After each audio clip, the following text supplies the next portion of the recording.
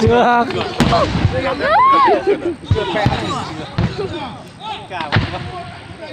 Từ này bắn này. Chưa luôn, quá kéo trượt. Không trượt đâu, bay thôi. Ý trụng đứt đấy. Định an toàn, định an toàn. Địa của nó kìa, người trắng kìa, nó phải bắn người bia đâu. Trắng kia mà đấy ở trong cái suốt thì vẫn trúng này. Bắn cùng đấy.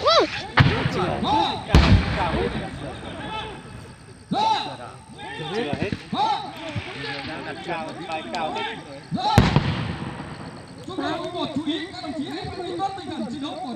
Đồng chí phải có một không một Các đồng chí đang tham quan theo dõi hành động của đại đội đánh địch triển khai tiến công dưới sự chi viện của hỏa lực đại đội trung đội 1, trung đội 2 đánh nhanh chóng cơ động triển khai hình. gió to quá. Bia anh nó bắn vòng tròn cơ mà. Vòng tròn bay đông người gì. Đồng chí trên kia là ai bắn á? Trên kia là ai bắn á? Nó có một đội bám này này.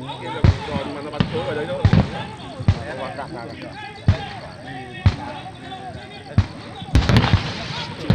Giờ tiếp.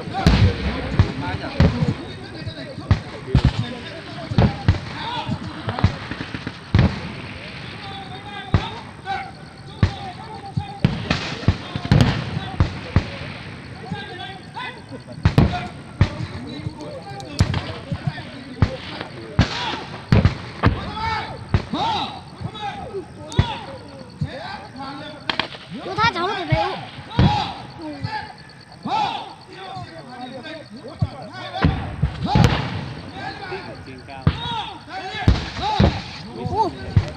Trúng. Chưa.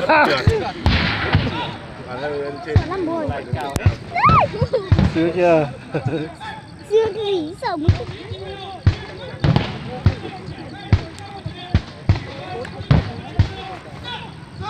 Kính thưa quý vị đại biểu, thưa toàn thể các đồng chí, dưới sự chi viện có hiệu quả của hỏa lực, trung đội trưởng, trung đội 1, trung đội 2 lệnh cho các thể đội chỉ huy trung liên phối hợp hỏa lực của trên phía áp các hỏa điểm của địch, V41 tiêu diệt các hỏa điểm của địch chi viện. Đi cầu bên kia. Đây. 12/7 đại liên lên cái kết bắn cực chiến chi viện các hỏa điểm của địch, chi viện các trung đội 1 và trung đội 2 chiến đấu tiêu diệt địch. Lúc bây giờ tôi chưa chỉ qua.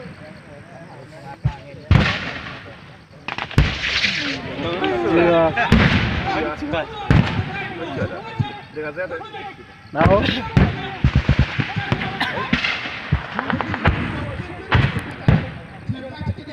Bắt đầu. Phải. Chưa. Cay lắm kìa. Cay lắm chưa. Một tí thôi chúng rồi. Hai quả dưới này trúng này. Hai quả đầu tiên trúng. Mấy quả sau trúng. Ừ. Hay lúc người ta mà rất hay làm cho.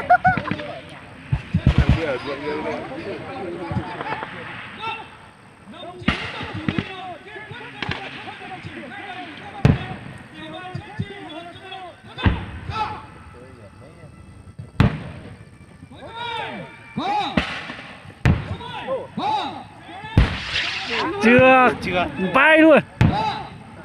Quả đấy không nổ này. Quả đấy không nổ luôn.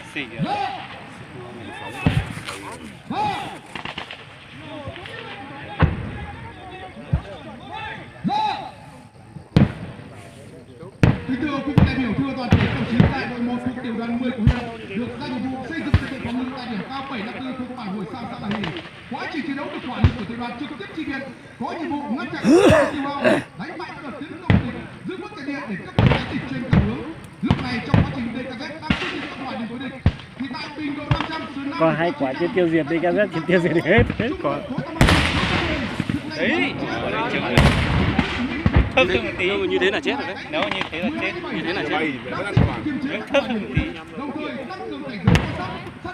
Hay ghê thế.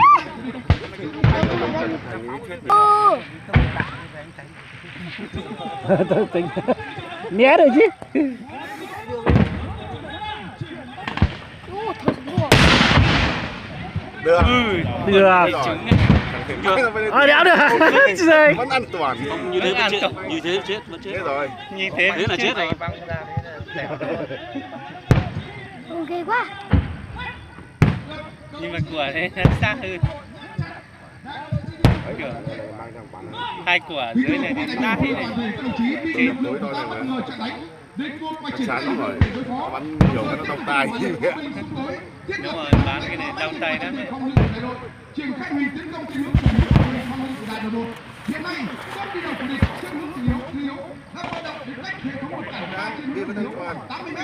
Các quả điểm của địch triển khai ở khu vực trước tiền tuyến, đang bắn chi viện cho bộ binh xung phong vào trận địa phòng ngự của đại đội. Pháo binh xung phong của địch từng chuyển đạn bắn về phía sau.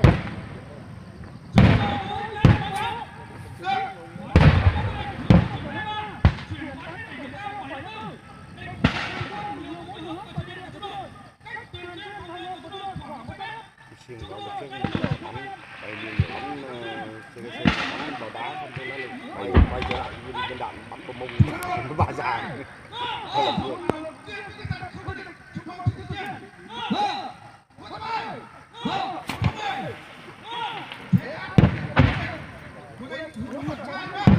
Vẫn 2-3 suất thì vẫn an toàn.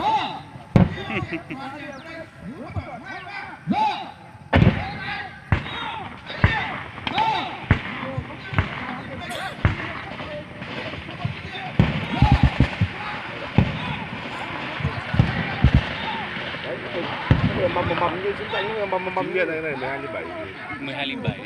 Chiến viên một bấm kêu. Rồi, trượt xa thế nhỉ? Ở bắn trên là đúng. Ba trên nhỉ? Trên là bay rồi. Đúng rồi, kia trên bay chết rồi. Chết rồi.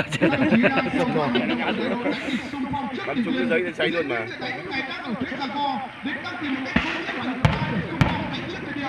Phải bay rồi. Đây là trúng rồi. Chết. Vẫn an toàn. Giờ hai cái đứa trên rồi. Hai thằng này bắn chết chân. Hai thằng này bán kén lắm. Gán rồi đứng dậy về rồi, cái nó gần quá. Rồi cái gì mà đi bắn đạn tiếp. Hai thằng này bán kén quá. Nếu Nó bắt lý hết đạn. Xa quá. xa quá. Thằng ruộng kia sẽ bay kìa bắn.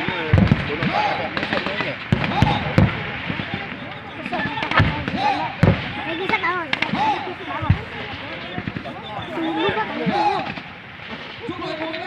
Cháy rừng rồi, bắn cháy rừng rồi.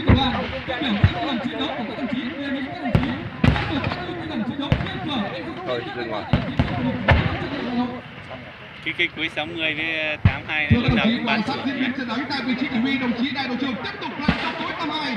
Tối 60 12/7 Đại Liên DKZ B31 đồng loạt nổ súng chĩa vị trí chỉ huy tiêu diệt các hòa điểm, đồng thời chiến cách tiêu diệt các mũi tiến công của Bay chưa? Hay là vẫn an toàn? Bay, quả bay. Chỉ có mấy cái chết này chưa? Đấy phải như thế là Muốn đi chút học với thầy. Coi như là nó cái xe tăng đi đúng không? đúng rồi. Coi xe tăng người bắn chết hết. Xe tăng ấy, cái khẩu này chuyên bán xe tăng. Nhưng mà lúc xe tăng các dừng lại với chứng như thế kia đâu. Không, ý mà. Xe tăng nó không đứng ở chỗ đâu. Xe tăng có đứng một chút. Chịu hai ông này bó tay hết đạn. Không chung.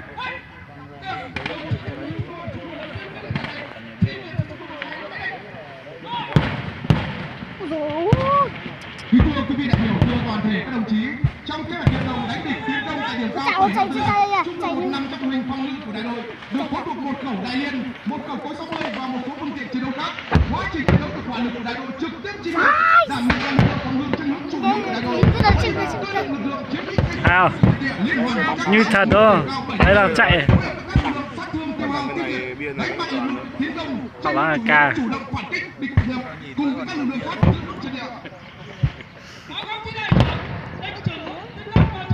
Núp.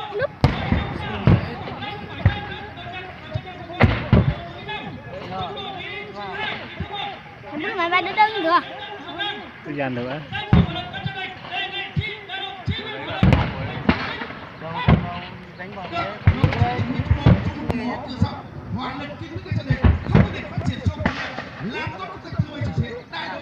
Ủa trái rừng nữa đi. Một bán rồi đấy. Bắn trái rừng. Với bác kiếp. Ô kìa, chỉ có cái bút tù vì sao tung.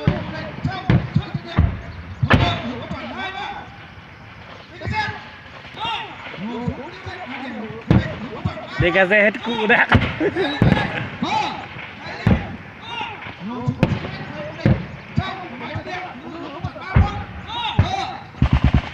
Ồ, đạp thật đó. Có đạp thật đó. Thật ra.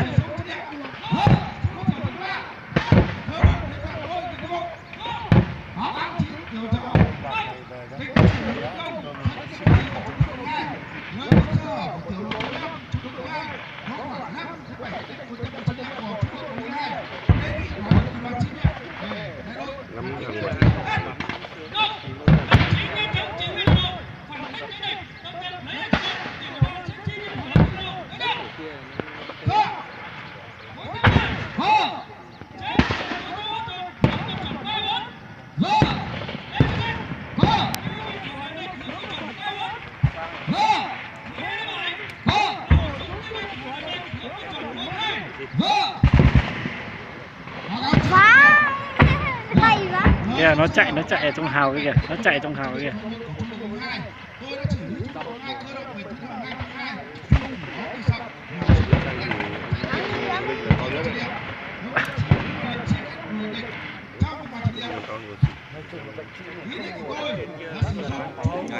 Đường cháu.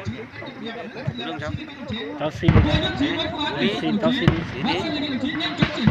Cho các bộ phận và trực tiếp chỉ huy bộ phận đánh đuổi nhặt giữ vững chân đường đại hội. Đồng chí Trung Trưởng Trung Ba Trung Phá bị đứt. Đây, mang đây này. Bom nữa. Đồng chí chỉ huy điều đội 7, điều 8. Em phá bị tôi hạ. Ô tô bị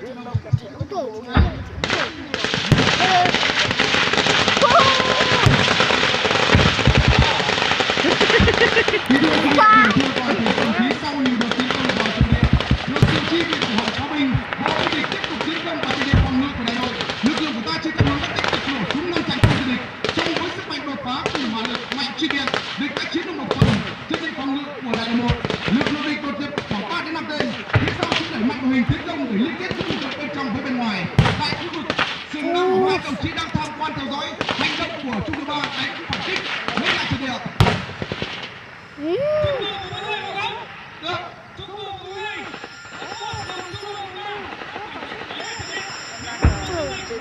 Hết à. Vãi. Đến điều vẫn an toàn nhưng Thì đạn chịu. thế rồi tối trước thì bắn hạn chế rồi.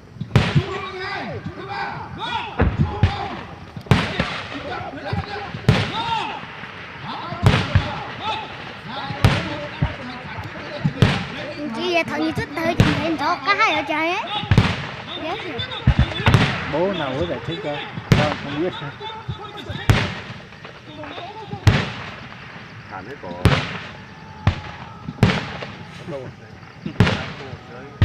Kính thưa quý vị đại biểu, thưa toàn thể các đồng chí với tinh thần chiến đấu Không kiên đổ. cường dũng cảm chính quy hoàn toàn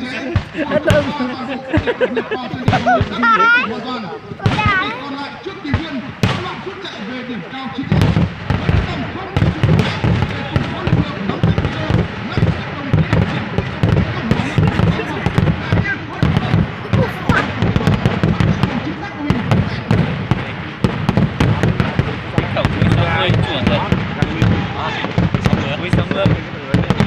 chí Chụp bàn lập. Mẹ nó rơi cái giống cái vòng kia ra này không.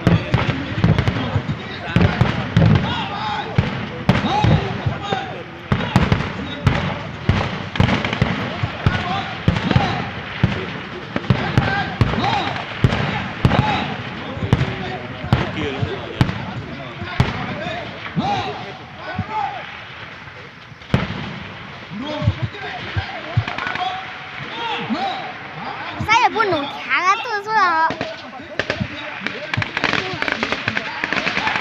Kia ta có cục đấy.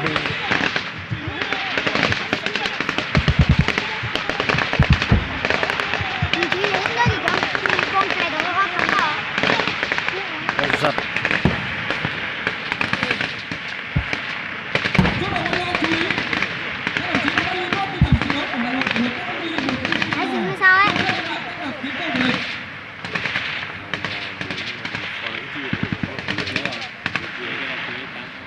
Ra ngoài nó tù. Chắn đi đỉnh kia. Nhóm chí chỉ huy trung đội lùa cho cái này chúng ta. Bắn ghê thế.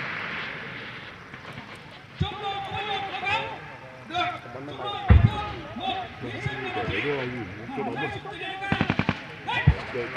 Nhóm chí là Tụi ban ra thế. Tụi ban ra nó sẽ nhiều quá. Đại đội mà tôi có một người thì tôi giải quá. Thì ra dạn định Tôi chết một người tôi giải quá. định là nó còn đánh thế này cứ 50 đơn giản nhóm tiếp tục Nó đã xông vào nhiều điều nó ác chứ nó át mình người quả la với lẹp. What? Trên đồ kia con này. Đúng không?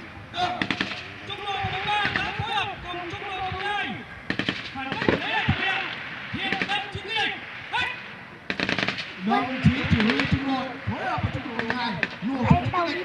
Tao đi. Dẫn hình